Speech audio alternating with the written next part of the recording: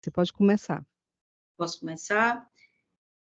Então, declaro aberta a sessão do dia 15 de maio de 2024, invocando a proteção do Altíssimo para os nossos trabalhos. E aqui, de início, comunico que estou na comarca de Canidé, fazendo essa sessão virtualmente, porque hoje foi a abertura do mutirão do NUDEP, do Núcleo de Depoimento Especial, e também as comemorações do mês do Maio Laranja. Então, até tenho o prazer de retornar à comarca, né, porque foi juiz aqui. Então, é um ambiente muito, muito caro a mim. Então, inicialmente, cumprimento os integrantes desta segunda Câmara de Direito Público, desembargadora Maria Nailde Pinheiro Nogueira, desembargador Francisco Gleidson Pontes, desembargadora Maria Iraneide Moura Silva, desembargador Luiz Evaldo Gonçalves Leite. Cumprimento também a excelentíssima representante da Procuradoria-Geral de Justiça, doutora Sheila Cavalcante Pitombeira, e a doutora, excelentíssima representante da Defensoria Pública, doutora Maria Liduíno Freitas da Silva. Doutora Ismênia também, integrante, secretária, né, nossa secretária, os servidores responsáveis pela transmissão, na pessoa do senhor Edson Mendes, a Força Policial, e os advogados e demais presentes, inclusive virtualmente. Iniciando pela apreciação e aprovação da ata número 14 de 2024, sessão ordinária de 8 de maio de 2024. Alguma objeção? Sem objeção, excelência. De acordo? Então, ata aprovada. Processos retirados de mesa.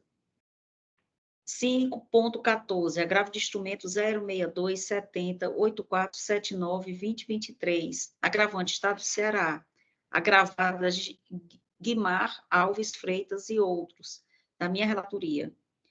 Da relatoria do desembargador Francisco Gleidson Pontes, 1.41, apelação civil 0050.424.65.2020, apelante Luciano Benedito da Silva e apelado município de Pedra Branca.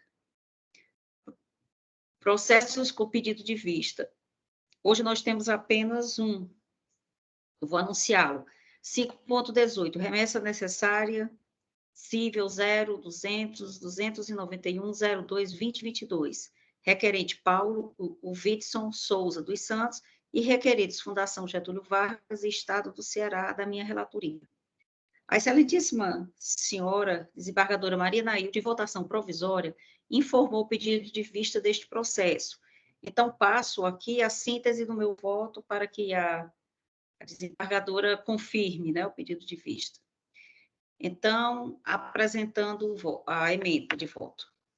Remessa necessária no mandado de segurança, concurso público para provimento de cargos de soldado da Polícia Militar do Estado do Ceará.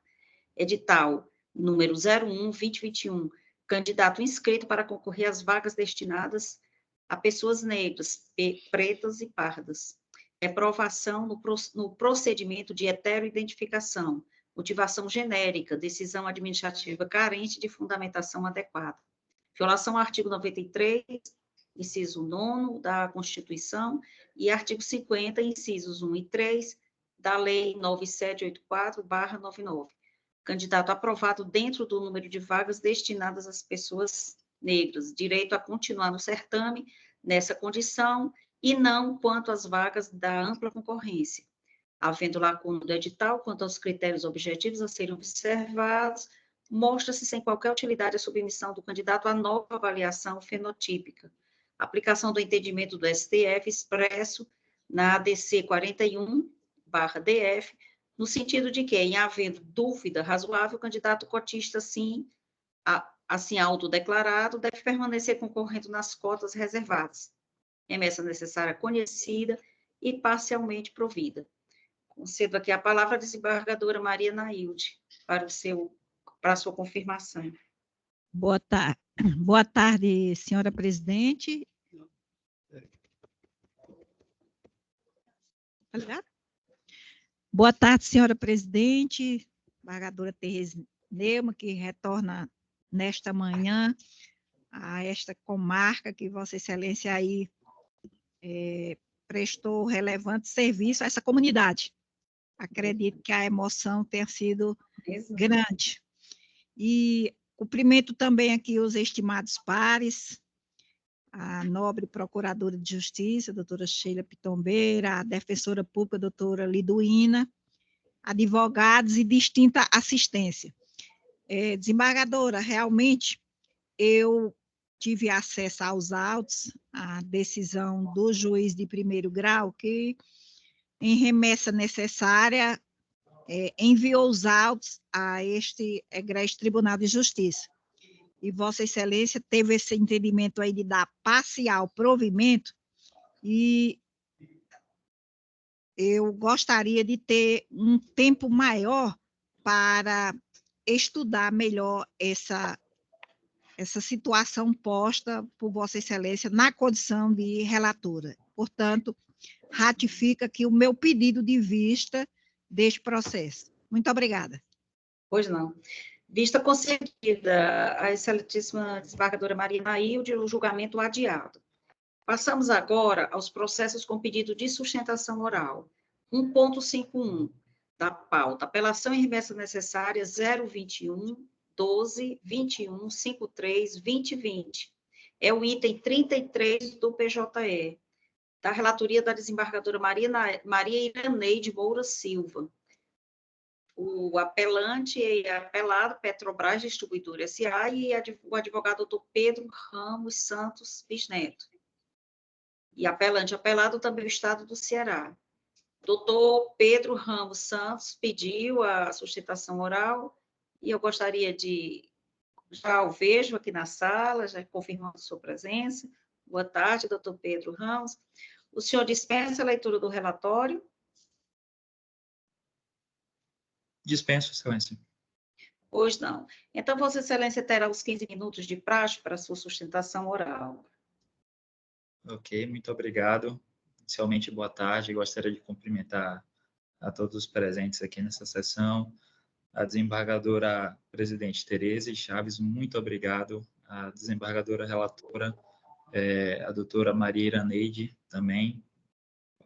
Cumprimentar também a representante do Ministério Público, através da Procuradoria-Geral de Justiça e todos os presentes.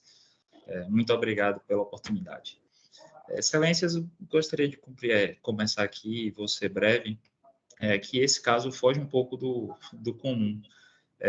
Em muitos casos, e aí eu estendo não só ao Ceará, como a vários estados do Brasil, nós, a Petrobras Distribuidora S.A., temos problemas em relação à autuação quanto à divergência de estoque, né? Há ali verificado uma divergência de estoque e nós brigamos no processo, né? O que nós pedimos às vezes, através de uma perícia ou explicando através de documentos contábeis, que ali não há uma entrada ou saída de mercadoria sem nota fiscal, mas sim que aquela divergência partiu de fenômenos químicos específicos, né, do setor. Variação volumétrica, 90% dos casos. E não nesse caso, né? Nesse caso, até visando nos resguardar desse tipo de autuação, a empresa achou por bem emitir notas fiscais de equalização de estoque, o que é um procedimento relativamente corriqueiro, né? E ele é feito prioritariamente para controle de estoque. Isso porque a empresa trabalha com combustíveis líquidos, né? E a variação se dá por alguns motivos bem específicos, e visando trazer isso para a realidade contábil da coisa, ou seja, né, aproximar a realidade do estoque físico com o estoque contábil, a empresa ela fez algumas notas de equalização. Essas notas fiscais, elas foram emitidas mesmo para ajustar o saldo de estoque físico com os estoques contábeis da empresa. E essas notas, elas foram autuadas para o recolhimento do ICMS. Depois do processo administrativo, em que foi mantido o auto de infração e por sequência, a cobrança, nós ajuizamos a ação anulatória, né, que foi a ação que originou o presente recurso. No caso, o que foi que nós falamos? Exatamente isso, as notas fiscais envolviam notas de equalização e não envolviam novas entradas de mercadoria ou saídas de mercadoria, o que sim é um fato gerador de ICMS. Mas nesse caso, não há aqui a verificação de uma transferência de titularidade de mercadoria, né? Vamos dizer assim, e por isso não estaria sujeito ao ICMS. E na oportunidade nós destacamos, né, que as notas fiscais foram emitidas justamente para equalizar, e a principal razão disso é a questão da variação volumétrica. E aí eu vou me estender um pouco sobre isso aqui, que o que é que acontece nesse caso específico? A Petrobras Distribuidora, que hoje é a Vibra Energia, né, SA, eles atuando no mercado de distribuição de combustíveis, eles se sujeitam a algumas normas específicas da ANP. A atuação no setor é bem específica num todo, mas uma das características bem específicas dele é que, por lei, as mercadorias e os combustíveis líquidos, eles têm que ser registrados com um volume considerado a 20 graus. Então, não quer dizer que a mercadoria seja refrigerada a 20 graus para entrar nos estoques, né, da distribuidora, mas assim a distribuidora, quanto compra da refinaria a mercadoria, que é o combustível líquido, ele calcula a quantidade de litros a 20 graus, né? Existe uma tabelinha feita pela própria ANP e isso se calcula e se registra nos registros contábeis da empresa.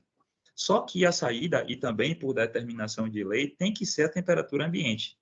Então, muitas vezes, principalmente nos estados do norte e do nordeste, né, como é o caso do Ceará, na Bahia, onde eu estou também, o que acontece é que com temperaturas mais altas se registram um volume saindo a maior do que o que entrou.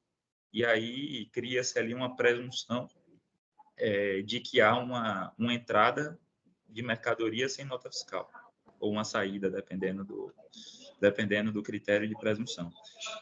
E aí, o que é que acontece? Nós, na maioria dos processos, pedimos a perícia, e tudo nesse sentido, a perícia contábil, demonstrando essa diferença e calculando os valores de entrada à temperatura ambiente ou de saída a 20 graus. Nesse caso, como é o caso de nota de equalização, o próprio juiz, em primeira instância, ele fala que é fato incontroverso. Não há de se falar aqui em entradas ou saídas de mercadoria sem nota fiscal, mas sim que há variação volumétrica. E, no decorrer da sentença, vem se falando também algumas vezes em relação a que há um ganho específico, um ganho volumétrico. Esse ganho, a empresa ofere um benefício econômico com isso, e por isso deveria incidir sobre essas sobras o ICMS. Mas, nesse caso específico, o STJ já apreciou o tema em alguns momentos, ainda não em sede de recurso repetitivo, mas em mais de uma vez já se pronunciou, no sentido de que não incide o ICMS sobre essa sobra. E aí, na oportunidade, foi dito o seguinte: não há novo fato gerador ocorrido com a variação volumétrica de combustíveis líquidos, uma vez que não se trata de uma nova entrada ou saída intermediária não considerada para o cálculo do imposto antecipado, mas de mera expansão física de mercadoria volátil por natureza. Então, excelências, em suma, o que aconteceu nesse caso é que são notas de equalização que o próprio juiz de primeira instância, em sentença, reconheceu por diversas vezes que não há entrada ou saída de mercadoria, sim, uma variação, essa variação pode ser volumétrica ou por alguns outros termos, mas que isso gerou um benefício econômico para a empresa apelante e, por isso, deveria incidir o ICMS. O que não ocorre no presente caso. No presente caso aqui, nós não estamos falando de um fato gerador do ICMS. Nós não estamos falando de uma nova entrada de mercadoria ou uma saída não registrada. Todas foram registradas e envolvem apenas variações volumétricas simples que foram registradas. Então, acredito eu, e aqui nós estamos defendendo, que não há incidência do ICMS no presente caso e a cobrança deve ser afastada. Então, e por fim, nós chegamos a pedir a perícia, em primeira instância, justamente para exame dos documentos comprobatórios, documentos contábeis, a uma temperatura uniformizada, tanto de entrada quanto de saída, assim como as notas de equalização.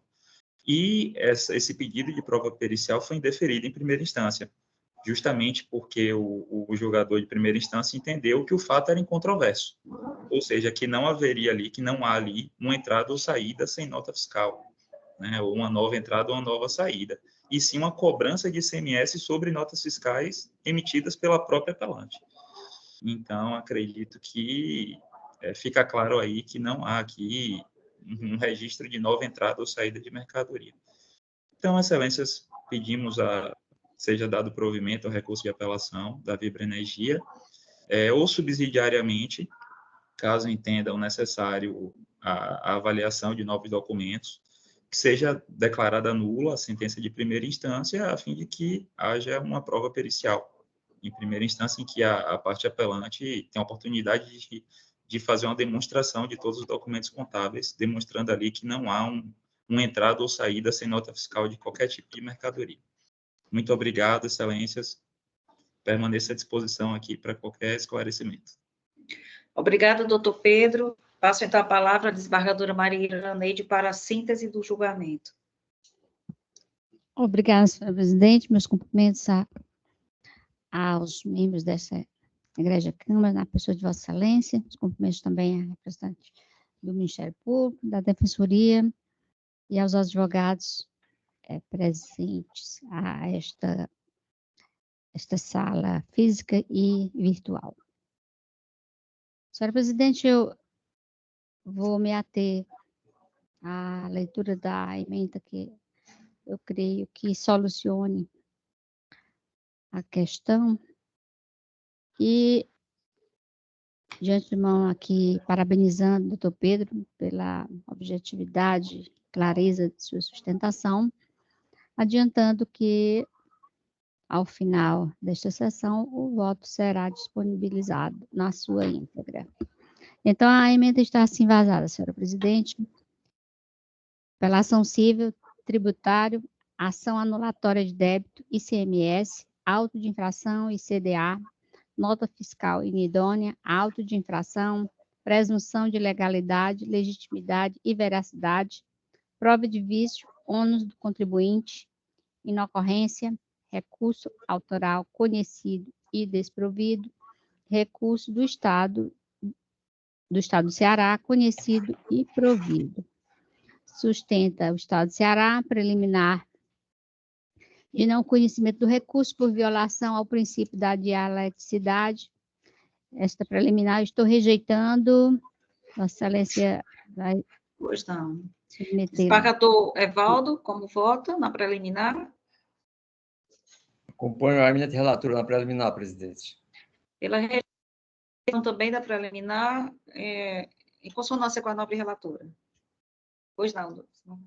Obrigada. No mérito, sabe-se que o auto de infração, como procedimento administrativo e tributário, são genuinamente atos administrativos de forma que impera a presunção de legalidade, legitimidade e veracidade. É bem verdade se tratar de presunção relativa, cabendo ao administrado o ônus de desconstituí-la mediante produção de prova robusta capaz de infirmar aquilo que fora constatado pela autoridade fiscal competente, à luz do disposto no artigo 373, inciso 1 do CPC.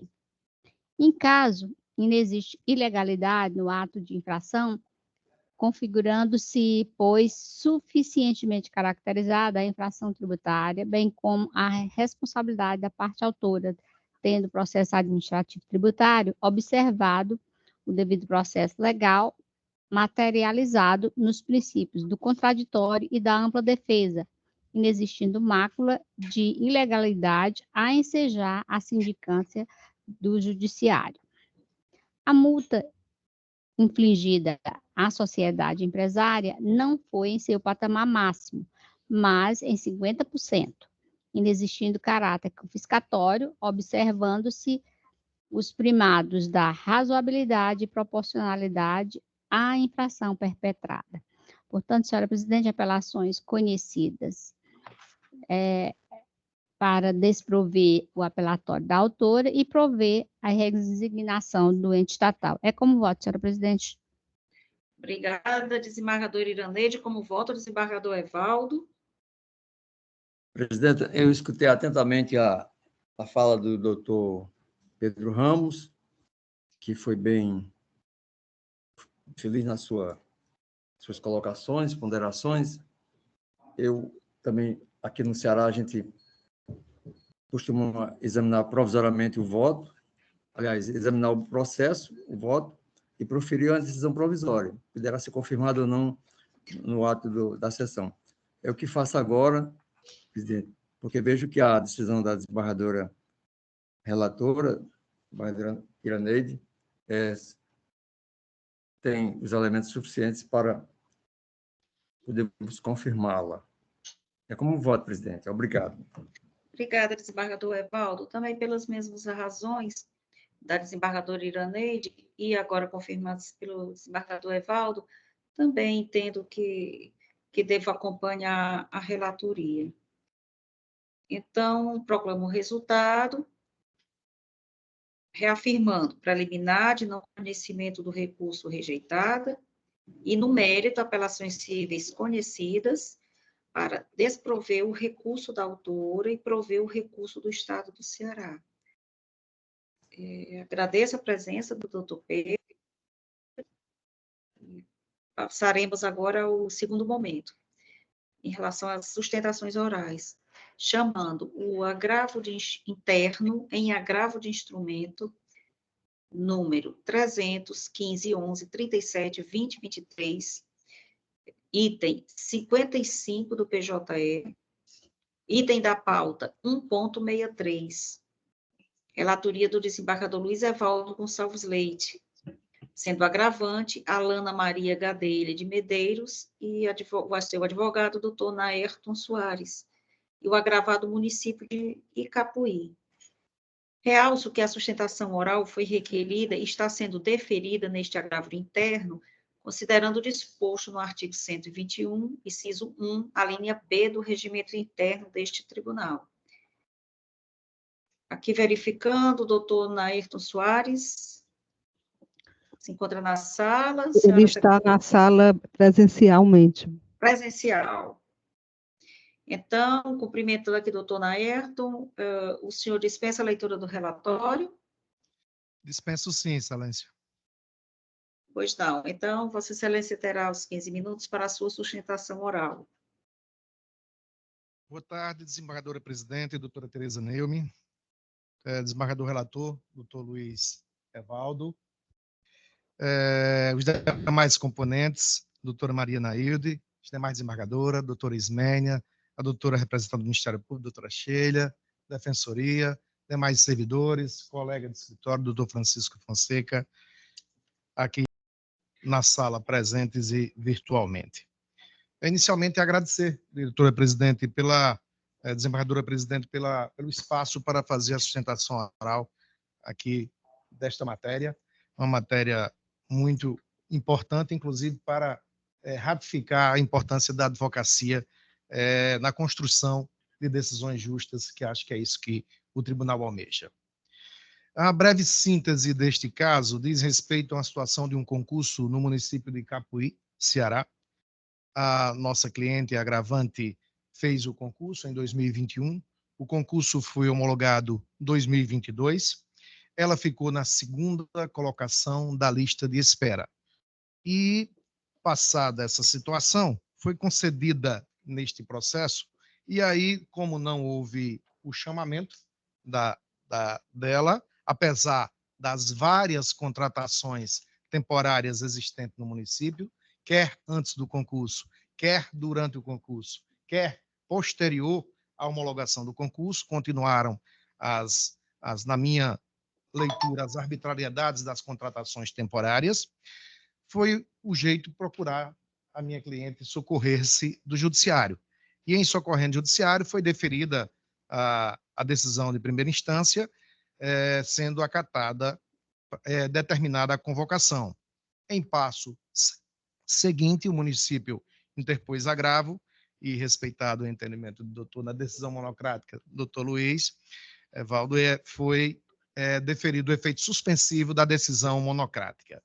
E aí, coube-nos a fazer e fazer a interposição do agravo interno para que esta corte se debruçasse sobre esse tema tão importante no olhar da autora. Bom, essa controvérsia prima por dois pontos primordiais. A expectativa de direito à existência de vagas e a ocorrência de preterição em face das contratações temporárias.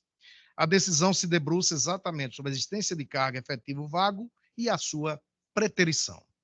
Afirma na decisão, doutor, que a impetrante comprovou as contratações temporárias, mas se não a preterição e a existência de vaga para a qual fora aprovada. E destacou, quanto ao perículo in mora, que a posse da impetrante agravante geraria uma despesa para o ente público. Faz necessário informar que o município, para continuidade das atividades de saúde, mantém 9 equipes de saúde de odontologia em toda a sede, quer a área urbana, quer as áreas rurais. Isso desde 2019. Essas equipes são registradas no QNAI, acesso público que tem nos autos, e nunca houve interrupção ou paralisação de quaisquer dessas equipes, mesmo no período que vivemos como de Covid e outras doenças, nem o período houve paralisação desses serviços. Atualmente existem 3 servidores com vínculo temporário que exercem a mesmíssima função da hora agravante, cirurgiã dentista do município de Capuí. Ela que se concentrou, estudou, dedicou-se ao concurso, foi aprovada, a vaga está disponibilizada, claramente ao direito subjetivo da sua convocação, vez que o município continua contratando pessoas temporariamente para exercer a odontologia, onde ela está sendo preterida da colocação de vaga. Explico a esta corte que quando ela ficou em segunda colocação, mas o primeiro já foi convocado. Então, ela é legitimamente a primeira pessoa a integrar, a ser convocada por aquele tribunal, ou por aquele município. As 3 pessoas, até gostaria de ler para esta turma, são Marleandro Reis Damião, Gabriela da Costa Silva e Wesley da Silva Lopes.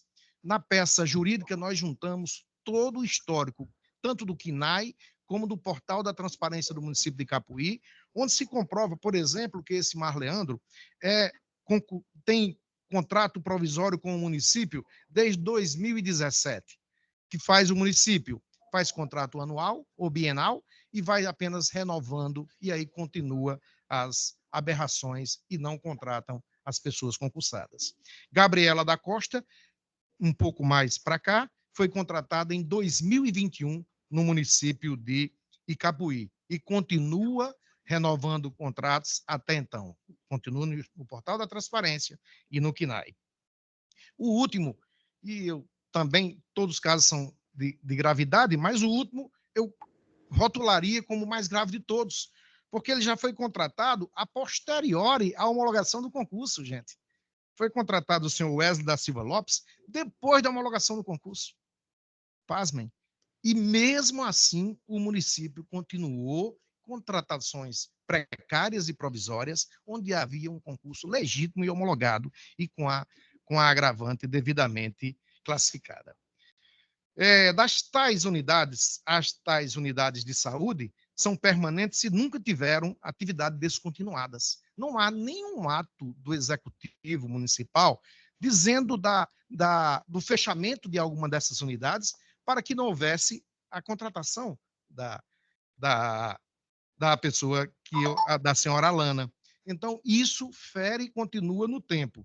Tanto é que o município em nenhum momento editou qualquer norma, certo? E o mais, este fato, doutora, que está aqui a nos observar o voto, representante do Ministério Público, era tão grave que em 2017 o Ministério Público fez uma recomendação para o município fazer o concurso público.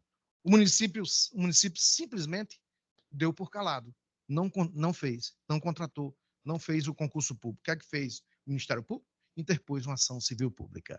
e na ação civil pública foi concedida a matéria dizendo que o município deixasse de contratar doravante contratos temporários, tal, e fizesse o concurso público. Essa matéria foi julgada, inclusive está com remessa necessária neste tribunal para apreciação.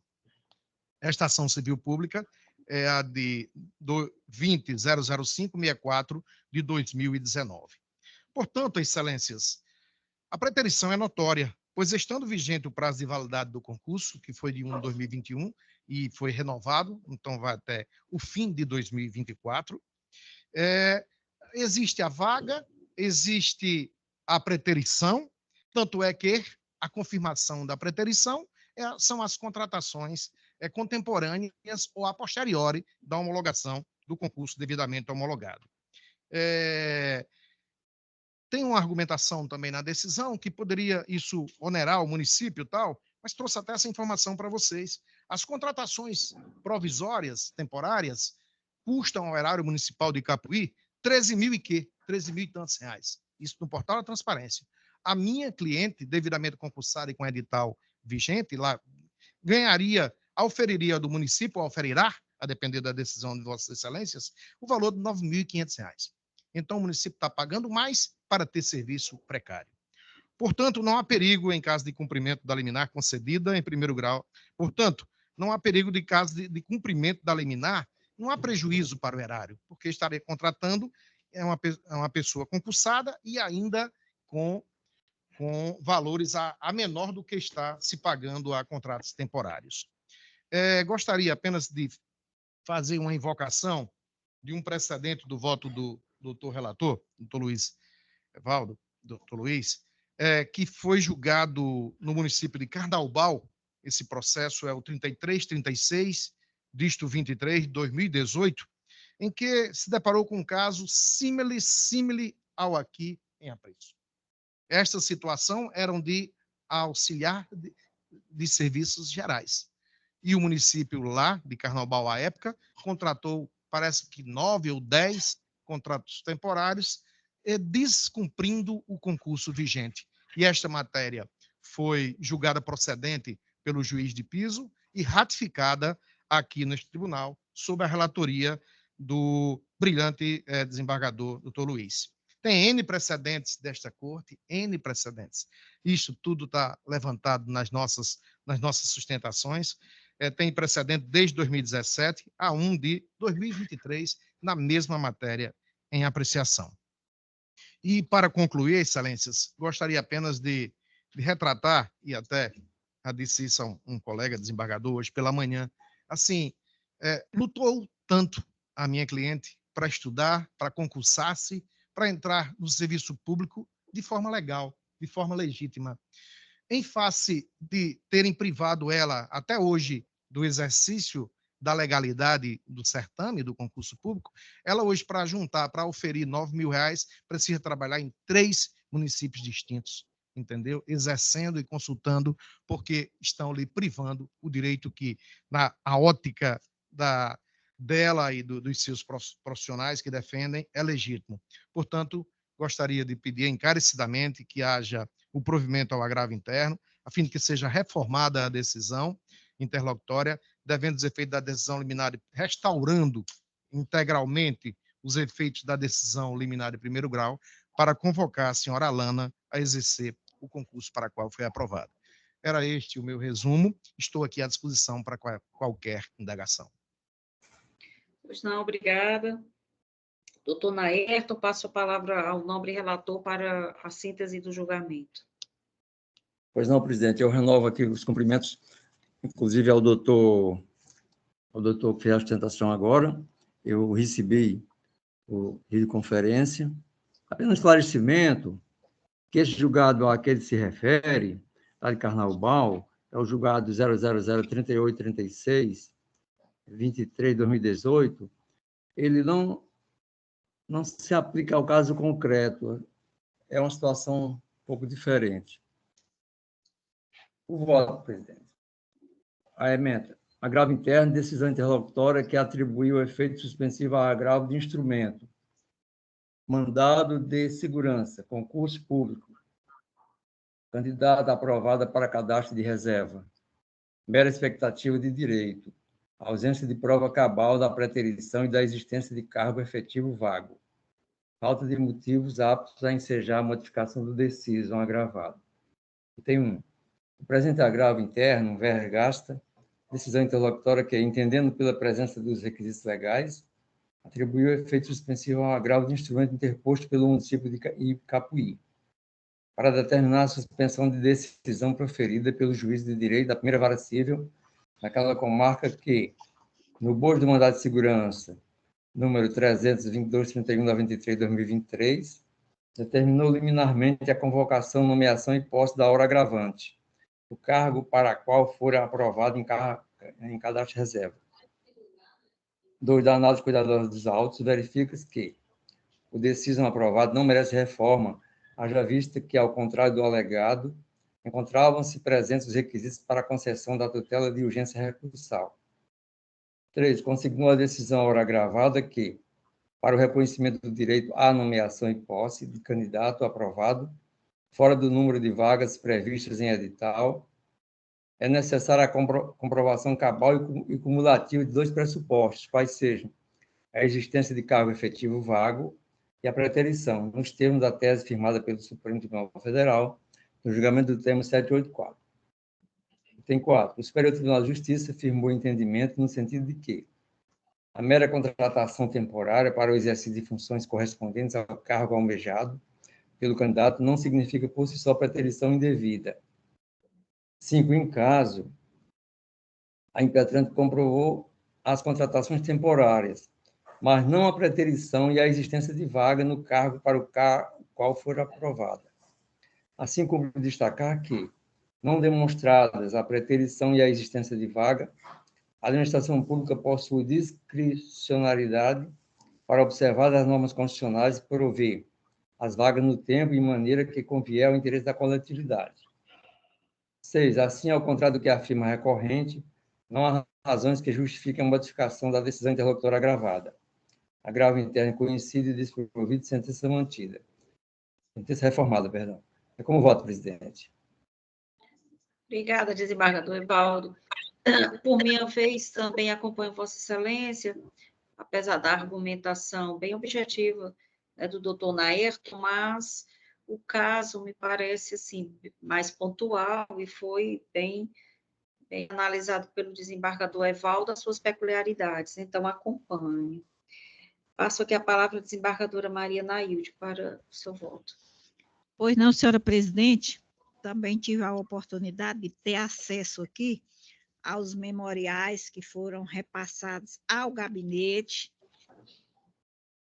pelo doutor Nairton, que também hoje aqui explorou muito bem, Nairton, né? Explorou muito bem o caso aqui da Alana Maria, mas vejo que o nobre relator realmente fez o seu entendimento, nos dando a oportunidade realmente que antecipadamente pudéssemos analisar, e nesse momento, senhora presidente, eu acompanho integralmente os argumentos do nobre relator. Obrigada, desembargadora Nailde. Então, proclamo o resultado do agravo interno conhecido e desprovido, agradecendo aqui a presença do doutor Naerton Soares. Continua a nossa pauta. 5.54, agravo de instrumento número 063 12 63 56 2023. Relatoria do desembargador Luiz Evaldo Gonçalves Leite, agravante. O espólio de Vicente Emídio da Silveira, e o advogado o doutor Igor de Carvalho Ramos. Agravado município de Fortaleza. Doutor Igor pediu sustentação oral presencial. Se encontra? Sim, excelência. Ele está presencial.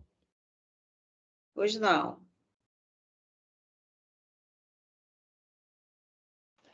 Então, cumprimentando o doutor Igor de Carvalho, eu passo a contagem, né, do prazo de 15 minutos para a sua sustentação oral. Se ele já estiver aí a postos, né, para iniciá-la. Olá, presidente. Boa tarde a todos presentes. Boa tarde, presidente. Boa tarde. Boa tarde, relator, desembargador Evaldo, demais membros da Câmara, demais presentes.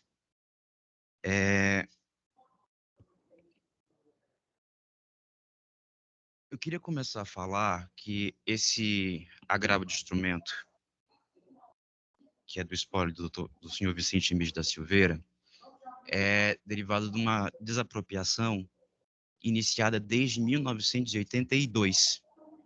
São 40 anos de processo em que ainda não se recebeu a devida indenização.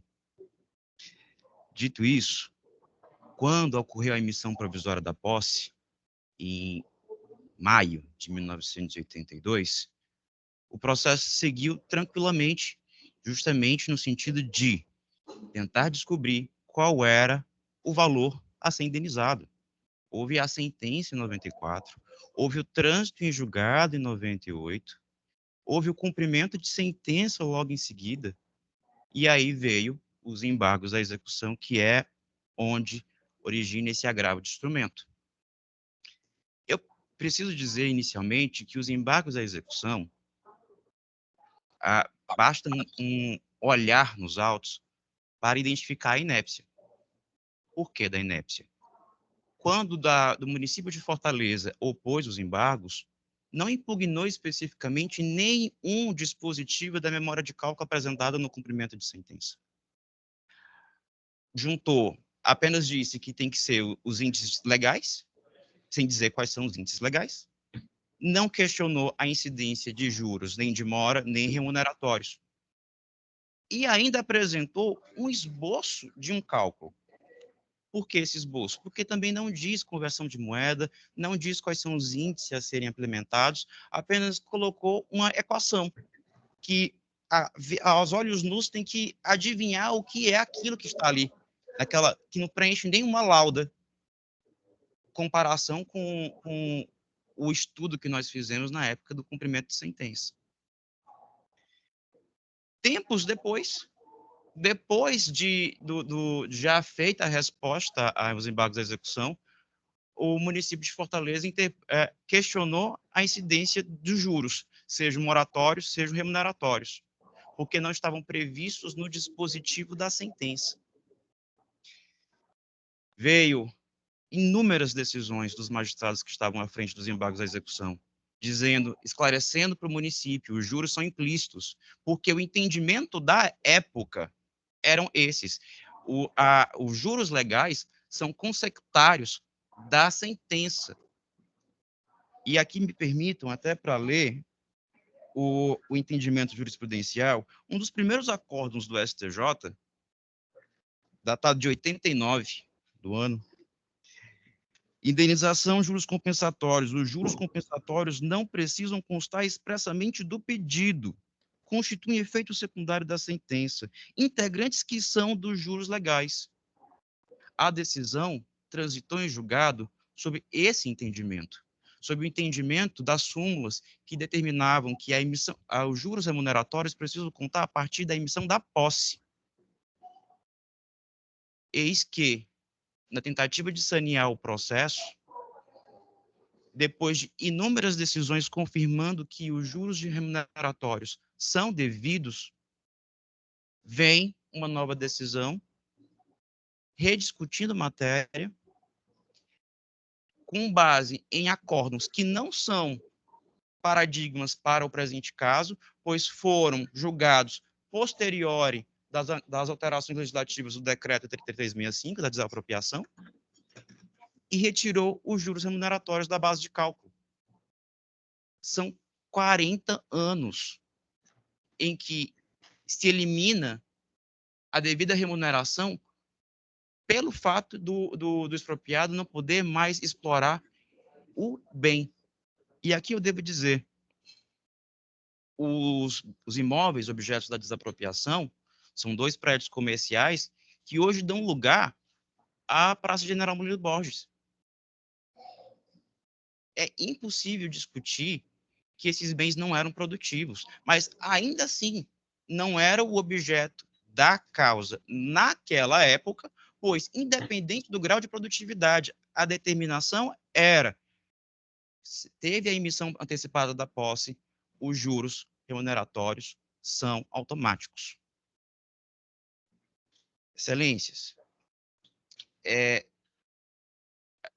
soa um pouco incômodo ter que, depois de 40 anos, ter que rediscutir isso novamente, depois que já foi diversas vezes explorado dentro dos embargos à execução, tanto depois que já foi discutido diversas vezes dentro da desapropriação em si.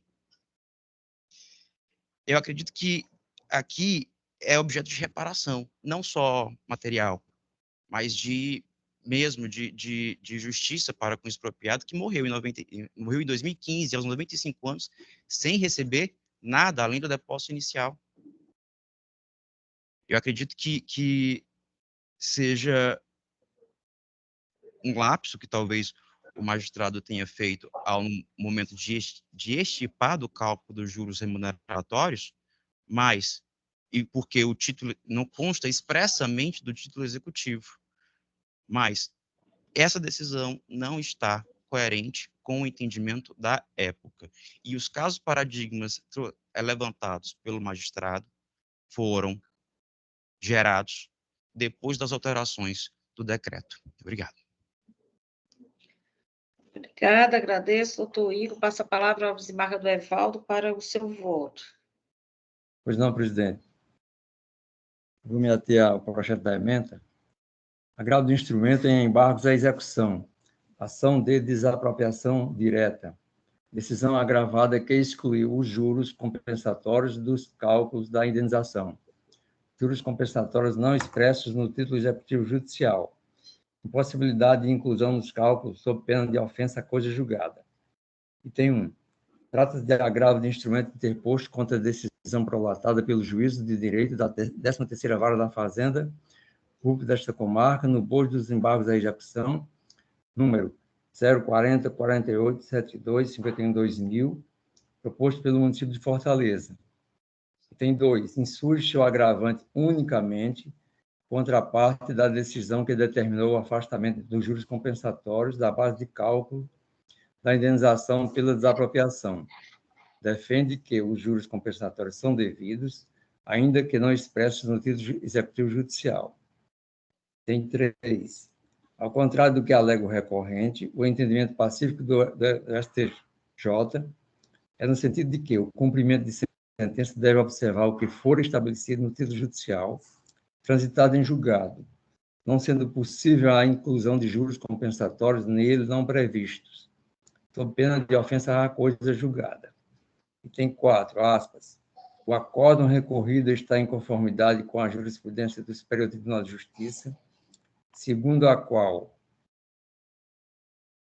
letra A, o cumprimento de sentença deve observar o que foi estabelecido no título judicial transitado em julgado, sendo impossível a inclusão de juros compensatórios não previstos no título executivo. Fecha aspas.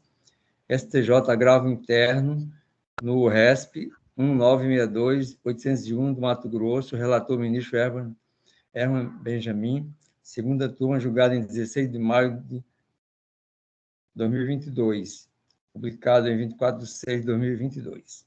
Item 5.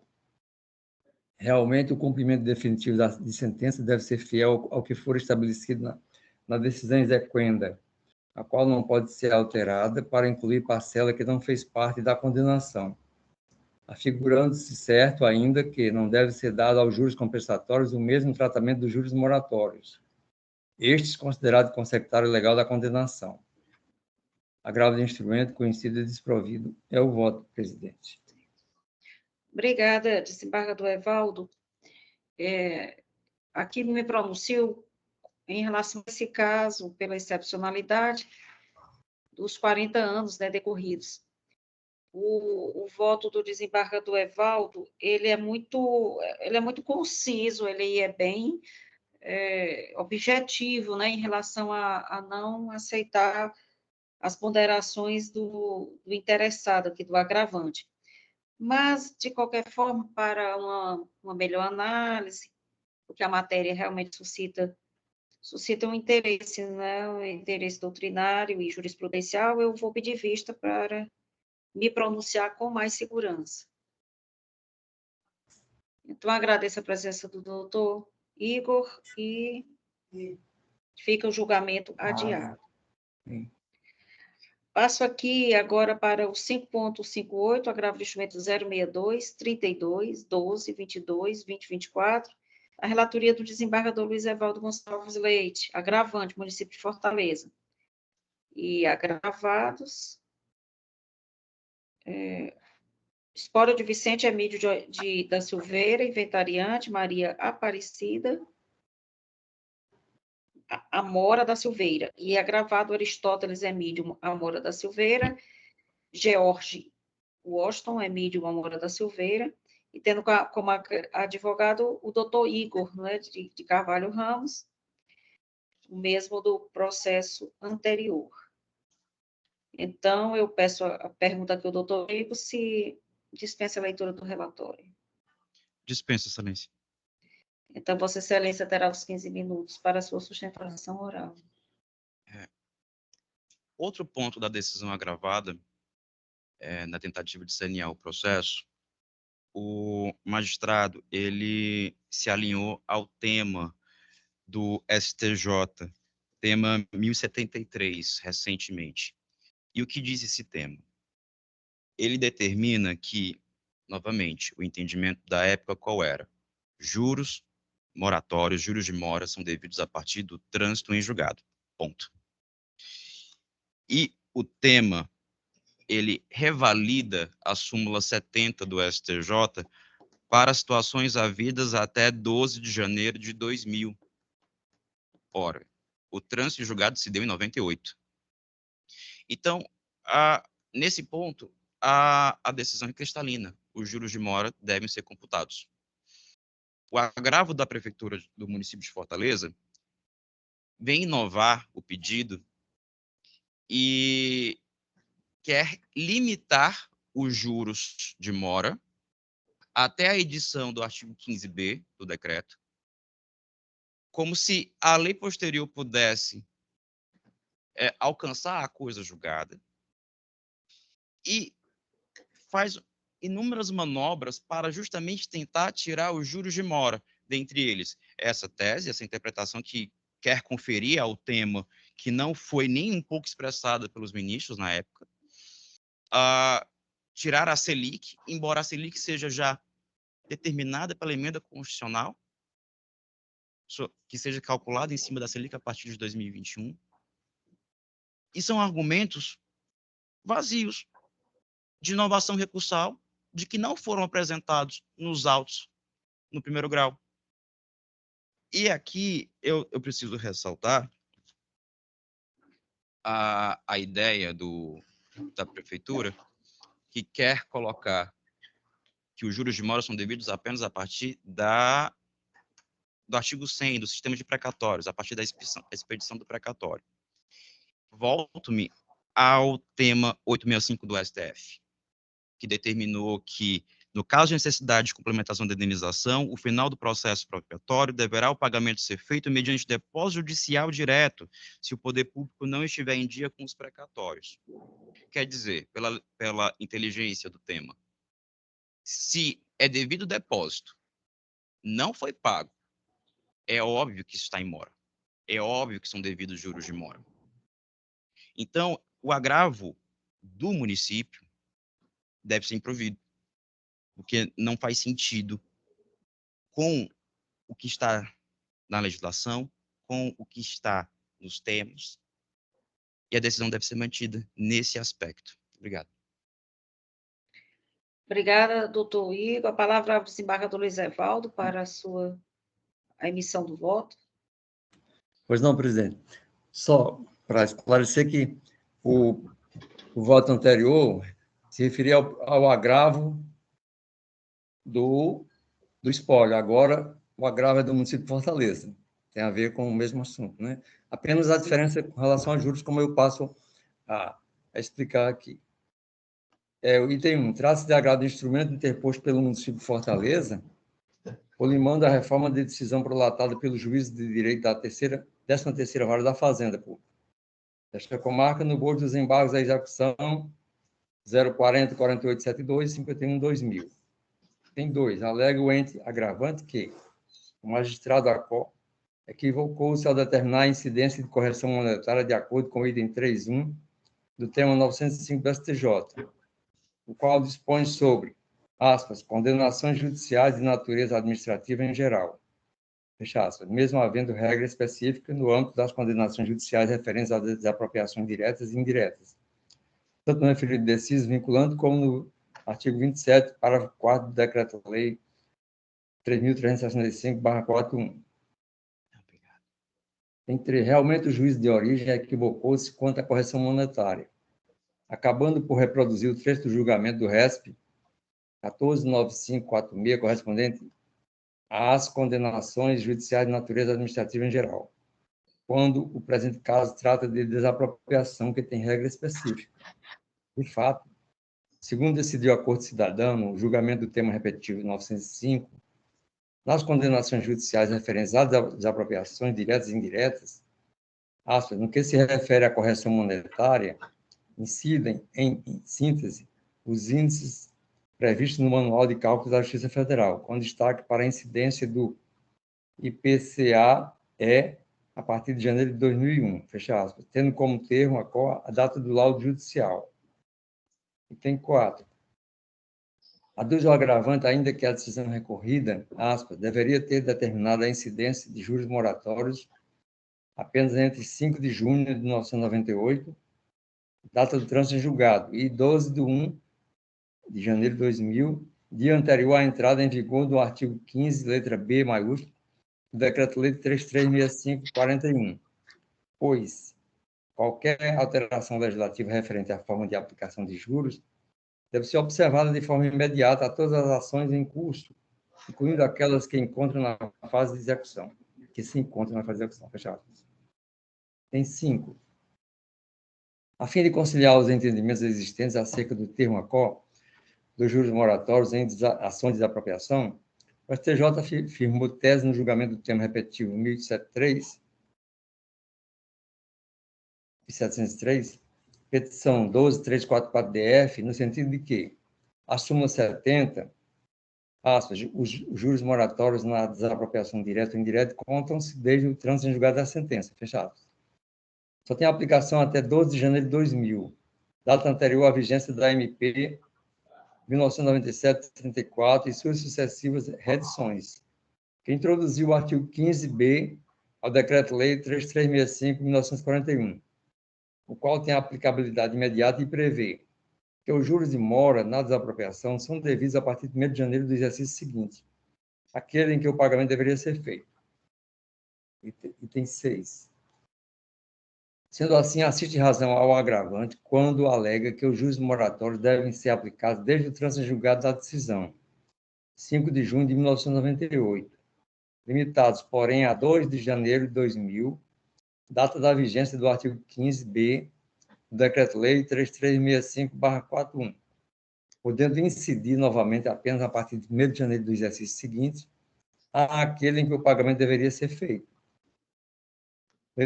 Item 7. Por fim, no tocante à Selic, há de se observar que o artigo 3 da Emenda Constitucional 113 de 2021 estabelece a sua aplicação em toda condenação que envolva a fazenda pública, independentemente de sua natureza.